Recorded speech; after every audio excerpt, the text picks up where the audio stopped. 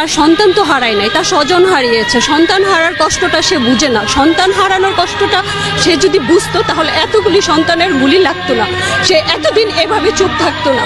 কারণ সন্তান যেভাবে আমরা লালন পালন করি, এত বছর পর্যন্ত তৈরি করি, এই সন্তানদেরকে এত অবজ্ঞা, এত অবহেলা, এটা আমাদের খুবই কষ্ট দেয়।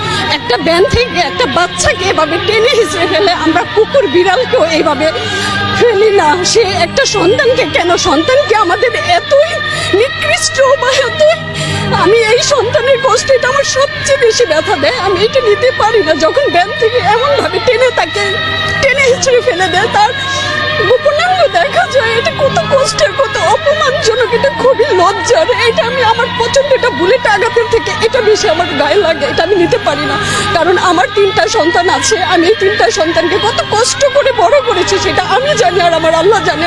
আমার হাজবেন্ড দেশের বাইরে থাকে, সে 20 বছরের ওপরে থাকে। আমি এই সন্তানগুলোকে স্কুল, ইউনিভার্সিটি এই পর্যন্ত আমার নিয়ে আসতে আমি জানি আমার কি ত্যাগ, আমার কি কষ্ট। এই কষ্টের উপরে বুলেট ছোড়া এত সহজ কিভাবে হতে পারে? কারণ সে বারবার বলে তার স্বজন হারিয়েছে, তার সন্তান হারাই নেই। সন্তান হারানোর কষ্টের সাথে দুনিয়ার কোনো কষ্ট মিলবে না। আমরা বাবা মা মারা গেলে মেনে নিতে পারি, আমরা আশা করি আমরা একদিন মারা যাবো, আমার সন্তান সামনে থাকবে। সেই সন্তানই যদি না থাকে, আমি বাসায় কিভাবে থাকি? আমরা খেতে পারি না, ঘুমাইতে পারি না, রান্না করতে পারি না, আমাদের কোনো কাজ ওঠে না।